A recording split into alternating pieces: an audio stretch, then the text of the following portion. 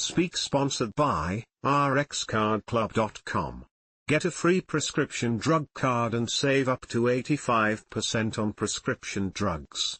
rxcardclub.com. Cancertumors may protect against Alzheimer's by cleaning out protein clumps. Cancer and Alzheimer's are two common chronic diseases associated with aging, and there is a curious link between the two. People who survive cancer are less likely to develop Alzheimer's.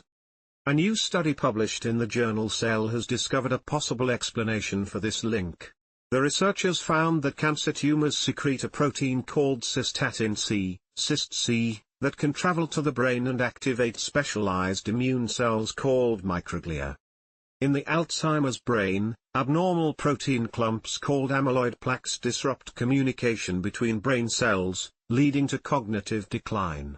Cyst-C binds to these amyloid plaques and the TREM2 receptor on microglia, transforming them into an active state that begins degrading the plaques.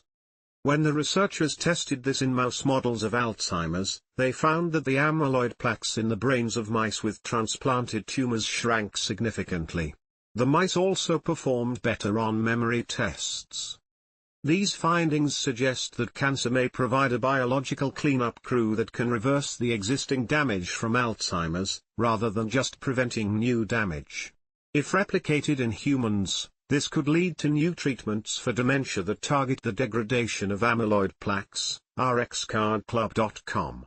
Get a free prescription drug card and save up to 80% on prescription drugs. /speak